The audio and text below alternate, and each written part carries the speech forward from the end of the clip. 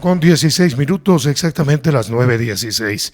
Vamos a saludar para la entrevista del día de hoy. Está en la línea el doctor Carlos Figueroa.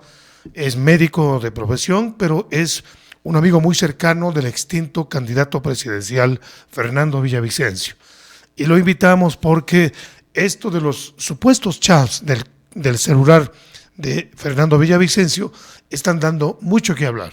Qué mejor que quien estuvo cerca de Fernando en esos aciagos momentos nos dé su criterio y su opinión sobre este tema. Carlos, buenos días, bienvenido. ¿Cuál es la opinión, la visión de todo este escándalo que se está armando respecto de los supuestos chats del celular de Fernando? Buenos días, le escuchamos. Bueno, yo creo que fue el aguacero de un día, ¿no? Afortunadamente la gente se dio cuenta de que esto era algo tramado desde afuera, desde un grupo interesado, y ya ha bajado totalmente el nivel de escucha, de discusión de este tema, porque realmente no tiene trascendencia. ¿De dónde se supone que viene y cuál era la intención? Bueno, la intención era bajarse es desde siempre, bajarse a la fiscal, bajarse el caso Metástasis, bajarse el caso Purga, bajarse el caso Arroz Verde, ¿no es cierto? El más conocido como Arroz Verde, debido a que en el teléfono constaba y en los documentos constaba como Arroz Verde. Después le pusieron casos sobornos, pero ustedes se acordarán perfectamente. Entonces, de esos casos terribles de corrupción, quieren bajárselos y deslegitimarlo diciendo que han sido creados por la fiscal. Por ejemplo, uno de los argumentos es ese, que la fiscal ha sido la que ha construido todos esos casos en base a mentiras, pero como nosotros sabemos, eso se puede juzgar con documentos. Y hasta en el caso sobornos, el caso donde se juzga al expresidente Correa, es porque existió una factura, fíjense, aquí en el país, no hay cómo procesar a la gente si no se entregan las facturas del robo. Imagínense que en ese caso, del caso sobornos, incluso está una factura. Varias facturas, pero una de ellas es del expresidente. Ahora, entonces, Carlos, estos supuestos chats, ¿ustedes le restan veracidad? Aunque por ahí un periodista de La Posta ha dicho que son verdaderos, lo que nos llama la atención es cómo se consiguió, si supuestamente estaban bajo cadena de custodia. ¿Ustedes creen que esto es falso, es manipulado o más bien se filtró de la información original? Bueno, yo creo que todo podrán hacer, incluso para tratar de filtrar si es que la fiscalía tiene ya esos chats. Y la verdad es que esos chats fueron conseguidos, perdón, no esos chats, sino el teléfono de Fernando está en manos del FBI y posiblemente la fiscal ha pedido un apoyo, pero eso está bajo custodia. Y miren lo que ha pasado incluso con los casos. Ustedes recuerden de Ronnie Aliaga. Ronnie Aliaga también dijo que tenía unos chats con la fiscal, etcétera, etcétera. Se le dijeron, a ver, venga acá, entregue el documento, ponga en custodia de la fiscalía, y en ese momento se explota el teléfono, ¿no es cierto? O sea, se baja la documentación y podemos enterarnos si es que eso no es verdad. Lo mismo en el caso del teléfono de Fernando, que, fíjese usted, salen conversaciones totalmente personales, ¿sí? Incluso intrascendentes, porque ahí en ese teléfono hay infinita cantidad de documentación de los casos de corrupción. ¿Por qué no se pone a averiguar desde el señor Boscán y La Posta a ver, todos los documentos que hay de Odebrecht, todos los documentos que hay en más de 140 denuncias que están en ese teléfono. Están documentos. Y sin embargo, fíjense con lo que salen. Con algo tan trivial como la conversación de un amigo con otro, de mí, de otros compañeros y amigos, nada más, o sea, pero que no son trascendentes. Incluso por ahí creo que encuentran que la hermana hace un depósito de $500, Dios, o sea, vean ustedes, señores, los que están en los casos Odebrecht, los que están en el caso Purga Metástasis, no se habla pues de $5, se habla de millones de dólares. Eso es lo que le importa al país, los casos que son de corrupción y donde se demuestra el saqueo a nuestra patria. Eso es lo importante. Y eso tendrá que seguirse descubriendo. Ahora, Carlos, no sé si los abogados que están siguiendo el caso de Fernando van a interponer algún recurso, algún escrito en el sentido de que, sea como sea, no era lo más legal hacer público esto que era motivo de una investigación, si se quiere, privada. Sí, y lo que sucede es que incluso pueden ser juzgados, ¿no? O sea, claro, quien directamente se ve afectado, en este caso la esposa, las hijas, tendrán que interponer eso porque yo como tal, o sea, puedo ayudar, pero no directamente a mí no me implica. Sí, entonces yo, en el caso de que a mí me citen, etcétera, yo tendría que pedir esa sanción para una persona que está develando un documento que no es todavía público, que es reservado, y en ese caso, esa persona que devela esa información incluso puede ser juzgada y llevada a la cárcel. Claro. Carlos, más allá de estos chats, tú fuiste un amigo muy cercano a, que en paz descanse, Fernando Villavicencio. La investigación de los autores intelectuales para establecer esa identidad parecería que no avanza. ¿Cuál es el sentimiento? ¿Qué es lo que está pasando? ¿Por qué se ha estancado la investigación y no se logra llegar al final de las mismas? Mira, y a los radioescuchas y a los que están viendo el programa, les digo que el amigo más cercano que tuvo en lo político fui yo. Y para nosotros ha sido tremendamente doloroso. En el caso de trabajo, como por ejemplo el trabajo periodístico, lo era evidentemente Cristian Zurita. Los dos estuvimos siempre al lado de Fernando y realmente nos duele el que solo se haya llegado hasta los autores materiales del asunto. Pero no se llegó a los que organizaron, ¿sí? Pero no se llegó a los que pagaron y se complotaron para asesinarlo.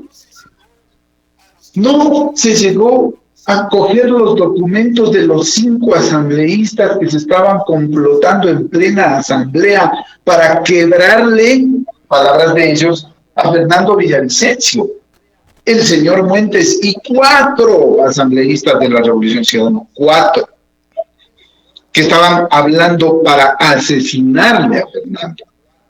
Sin embargo, yo creo que ahí la Fiscalía nos queda debiendo mucho, porque debía pues haber explotado los teléfonos de ellos, los teléfonos de Muentes, el teléfono, todos los medios electrónicos de Muentes. Imagínense que eso no se hizo, eso no se ha hecho.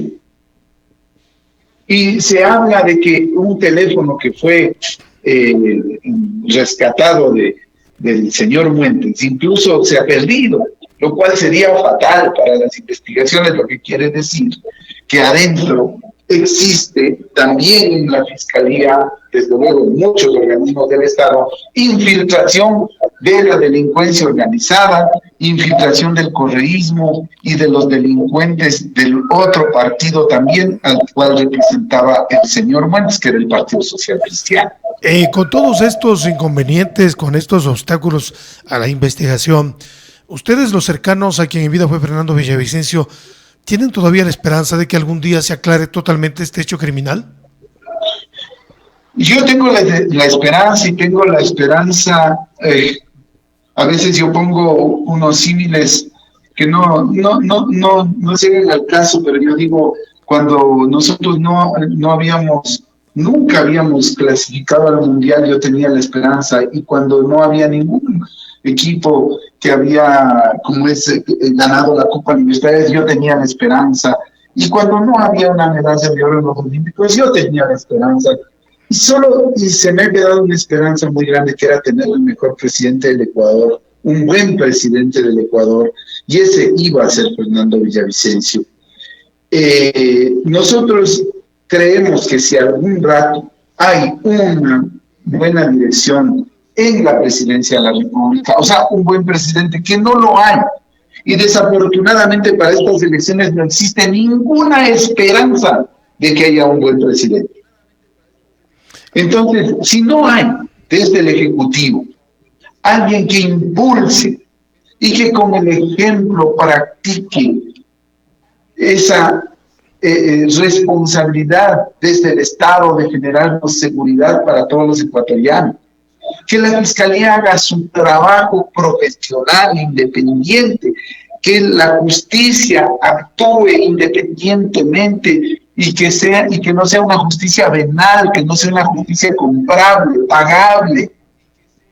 Este momento podremos nosotros tener esperanzas de que Fernando Villavicencio, que por fin sepamos quiénes fueron los verdaderos organizadores del asesinato de Fernando. Antes de ir a la pregunta de quién y qué hay que hacer para seguir el legado de Fernando, Carlos, tú como amigo tan cercano, en el plano extrasensorial se habla de que cuando pasan estos sucesos, a veces los difuntos se comunican o dan señales para guiar al esclarecimiento de un hecho. En tu caso, ¿has soñado, Fernando? ¿Te ha dado pistas en sueños? ¿Te ha pasado algo que pueda ser un indicio hacia el esclarecimiento de este hecho y que venga desde el mismo Fernando? Al inicio, ustedes saben que a mí me afectó tanto que no pude reaccionar. Y a muchos de mis amigos he tenido que pedirles disculpas por decirles, miren, yo no estuve a la altura del momento político que vivió el país. Yo realmente me destrocé, me acabé. Después de 3 meses, creo yo, recién estuve reaccionando, porque haber trabajado y haber elaborado una candidatura durante tanto tiempo, porque no es que éramos amigos de 3 días, de una campaña. No, pues nosotros veníamos desde la coordinadora de movimientos sociales, habíamos, disculpen el término, tumbado a 3 gobiernos, participado en esa organización desde jovencitos. Y bueno, nosotros habíamos fundado el Pachacutic, imagínense, nosotros fundamos el Pachacutic con la gente de los sindicatos petroleros Plata y Persona, por si acaso. Pero al ver que ya no era una esperanza lo de Pachacutic, salimos para formar algo propio, digamos así, ¿no? Entonces, y estaba saliendo las cosas por primera vez, la gente despertaba, había una pasión, una esperanza por parte de la gente.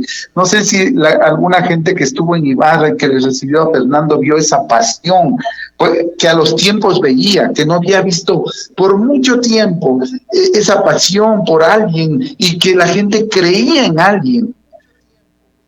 Realmente es duro, ha sido muy duro tener que enfrentar eso. Y yo les digo, sí, muchas veces se llega y se sabe y se sospecha.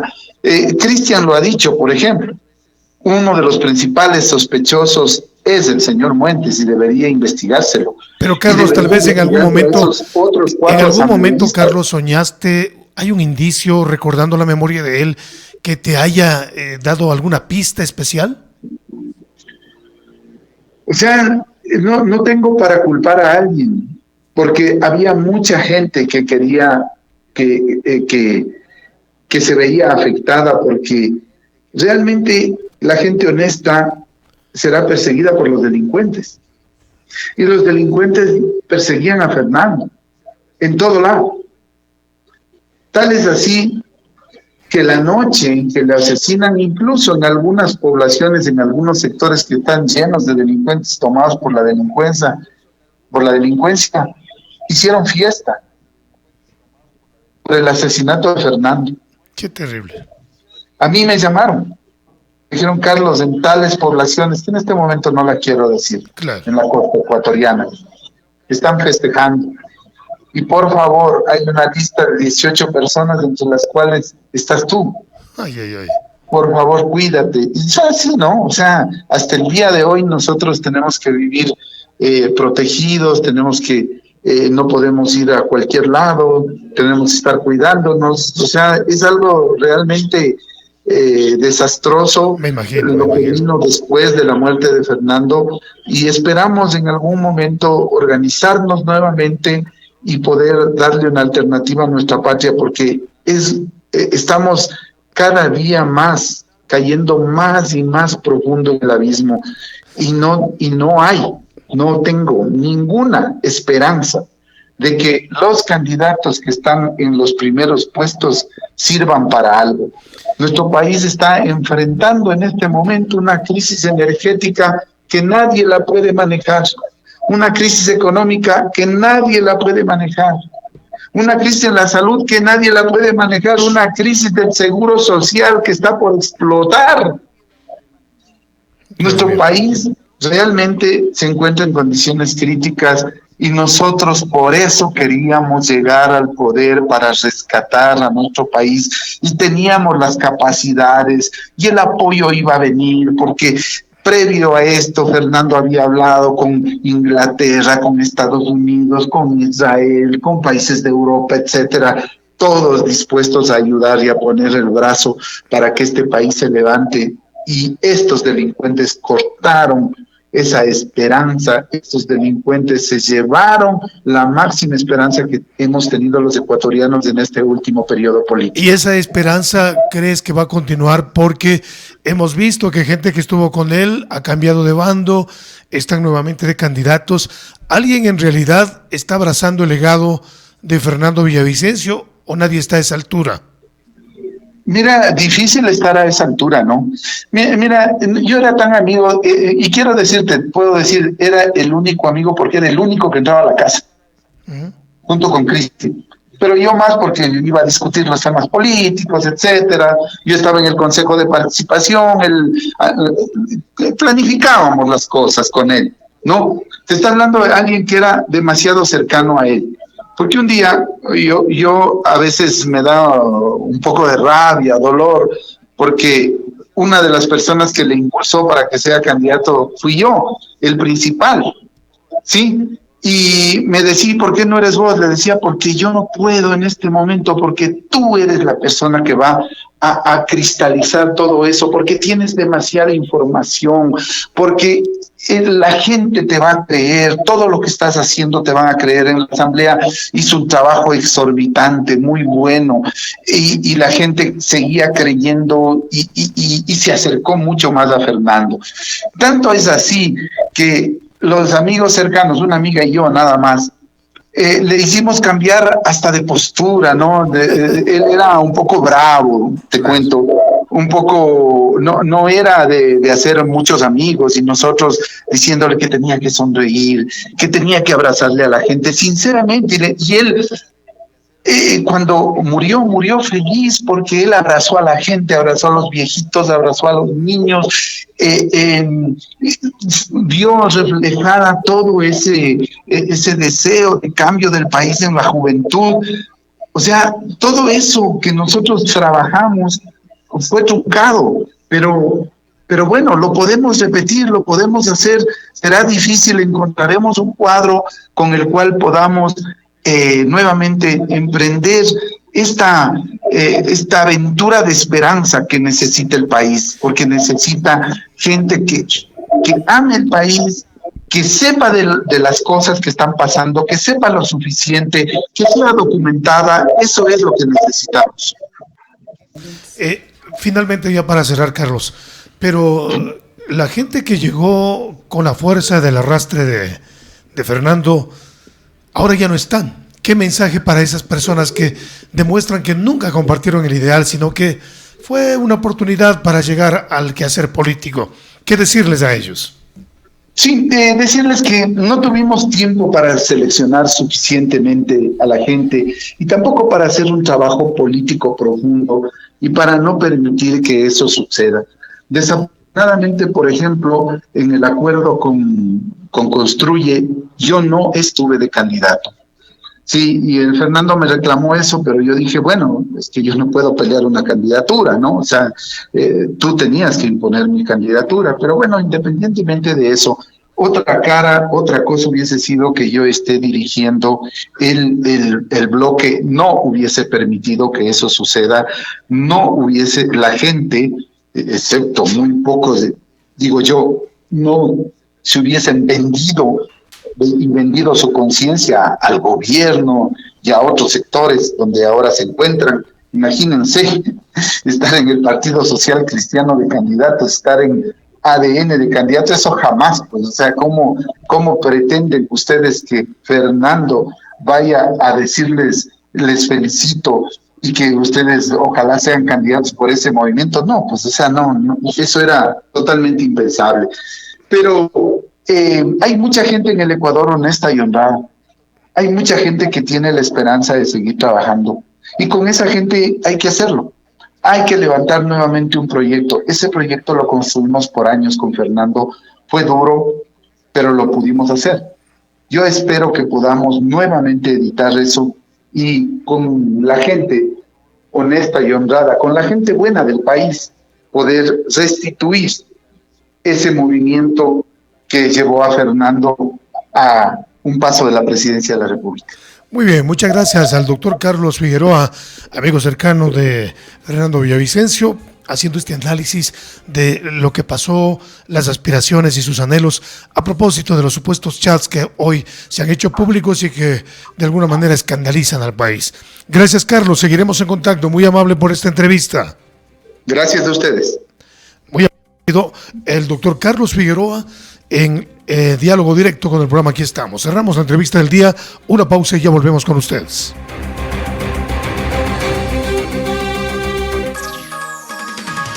Este fue nuestro invitado y su pensamiento en la entrevista del día. Inicio del espacio publicitario. Mega Cleans, fabricantes y distribuidores directos de productos de limpieza para el hogar y la industria. Que no te vendan agua con espesante. Nuestro detergente líquido